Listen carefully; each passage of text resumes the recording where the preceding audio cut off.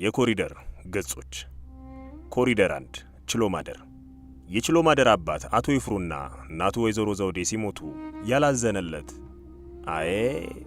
ከእንግዲህ ምን ይወጣው ያላለለት ከንፈሩን ያልመጠጠለት ሰው አልነበረም። የሚገርመው ሁለቱም በሳምንት ልዩነት ተከታትለው መሞታቸው ነው።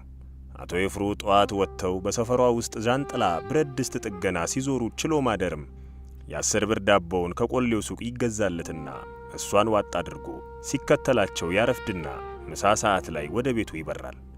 እማማ ዘውዴም ምሳውን አዘጋጅተው በር ላይ በጎድጓዷ ማስታጠቢያቸው ውሃ አድርገው ይጠብቁታል።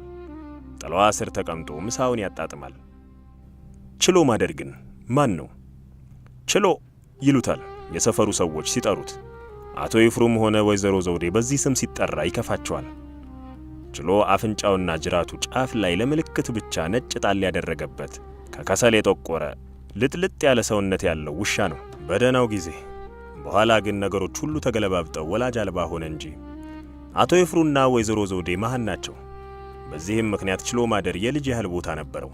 ስሜታቸውን፣ ብሶታቸውን ይተነፍሱበታል። ሲያጠፋ ይገረፋል። ጥሩ ሲያደርግ ጎሽ ይባላል። እንደ ልጅ በአይነ ምልክት ሁሉ ስሜታቸውን ይረዳል። ውጣ ከተባለ እንግዳው ከቤት ሳይወጣ ተመልሶ አይገባም። ችሎ ሁለቱንም ሲያጣ በሩ ላይ እየተመላለሰ የማንኳኳት ያህል ቧጨረ። ድምፅ የለም።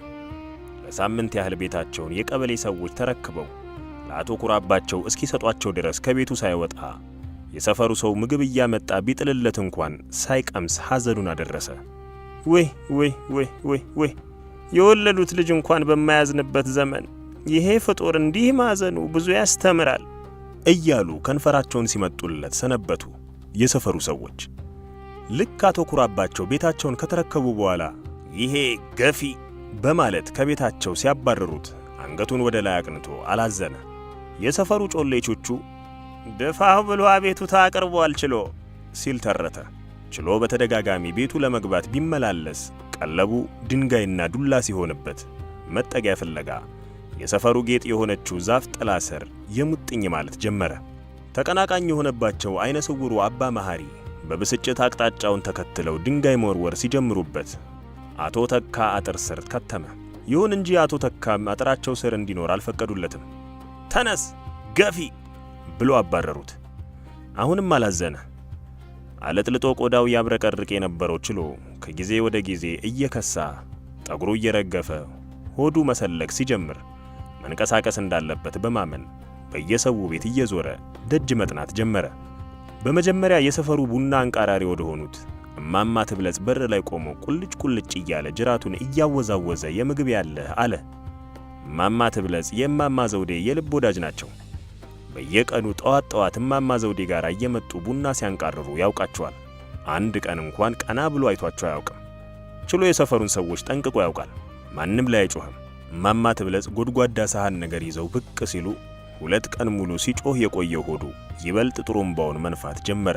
ምራቁን ደጋግሞ እየዋጠ ጅራቱን እያውለበለበ እጣቢ ውሃ ከለበሱበት ያልጠበቀው ዱብዳ ሄድ ከዚህ ሰላቢ አንባረቁበት።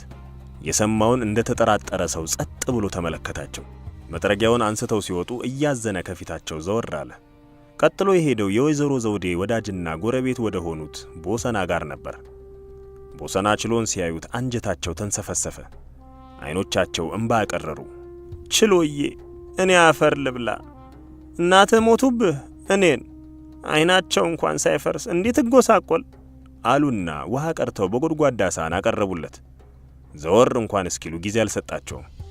ቀና ሳይል እንደ ውሻ ሳይሆን እንደ በሬ አጎንብሶ የመጠጠው እስኪመስል ድረስ ለቅጽበት ባዶ አደረገውና ተነፈሰ። ውሃውን ጨርሶ ቀጣይ የሚቀርብለትን ሲሳይ አይኖቹን እያቁለጨለጨ መጠበቅ ጀመረ። እማማ ቦሰና ግን ቤት ውስጥ ገብተው ቀሩ። የችሎ ሆድ እንጉርጉሮውን ቀጥሏል።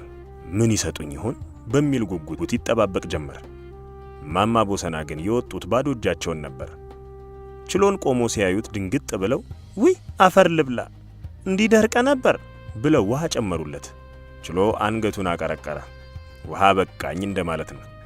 እሳቸውም ስለገባቸው አይ ችሎዬ ቤት ውስጥ እኮ ምንም የተረፈ ነገር የለም፣ ምን ላድርግህ? ቅድም ከልጆቹ ጋር ተሻምተን በላናት እኮ ማትረፍ እኮ ከቀረ ቆየ ችሎዬ አሉና ከንፈራቸውን እየመጠጡ ወደ ቤት ገቡ። ችሎ ከእሳቸው ከዚህ በላይ እንደማያዋጣ በማመን ሌላ አማራጭ ለመፈለግ ያለውን የወረወረ ንፉግ አይባልም በሚል ሆዱን በውሃ ወጥሮ ዞር አለ። አቶ ኩራባቸው ጠላ የሚጠጡባት እማማ እልፍኝ ቤት። እማማ እልፍኝ ቤት የአቶ ኩራባቸው ጓደኞች ይሄ እኮ ሰው ማለት ነው በማለት ዳቦ እየገዙ የወረውሩለት እንደነበረ ያስታውስ ይመስል ጠላ ቤቷ በር ሁሌም የሚቀመጥባት ጋራ ኩርምት ብሎ ተቀምጦ መቁለጭለጭ ጀመረ። ሁሉም በየራሳቸው ሐሳብ ተወጥረው የችሎን ነገር ያስተዋለ የለም። አንዳች ያስጨነቃቸው ሐሳብ እንዳለ ያስታውቃል። ሳቅ የሌለበት ወዝ የሌለው ወሬ። ችሎ ማደር ቢቁለጨለጭ ልብ የሚለው ቢያጣ አስታውሱኝ በሚል አላዘነ። ሁሉም በአንድ ድምፅ ሂድ ከዚህ ገፊ ጮሁበት። ችሎ በድንጋጤ ደርቆ ቀረ። አቶ አስራደማ ጀንፎ ባለው ከዘራቸው እግሩን ቀለጠሙት። ችሎ ከልቡ እያለቀሰ ሸሸ። ማንም እኔን አላለው። ረሃቡም ድካሙም ተደማምሮ ሳይነሳ ለ4 ቀን ዛፏ ጥላ ስር ተኛ። የት ወደቀ ያለው የለም። በአራተኛው ቀን ካለበት ሆኖ ሲያስተውል የሰፈሩ ሰው ሁሉ ይተራመሳል። አንዳንዱ ለመጮህ ይቃጠዋል፣ አንዳንዱ ያለቅሳል፣ አንዳንዱ ብቻውን ያወራል። አይሱዞች ዕቃ ይጭናሉ፣ ኮተቶች ከየቦታው ይወጣሉ። አቶ ኩራባቸው ከሆኑ ወረቀት ከያዙ ሰዎች ጋር ዱላ ቀረሽ ክርክር ይዘዋል። ትልቁ ዶዘር አጥራቸውን መናድ ሲጀምር በቁማቸው ወደቁ። ሰዎች ተጫጫኸው ይዘዋቸው ሲሄዱ ችሎ ተመለክቷል። ቤቶች አንድ በአንድ መፍረሳቸው ሁሉ እየተቃቀፉ መለያየታቸውን ዛፍ ጥላ ስር ሆኖ ታዝቧል። ቅምጥል የቤት ውስጥ ውሾች እሱ ያረፈባት ጥላ ስር መክበባቸውን ሲያይ ግን ተጽናንቷል።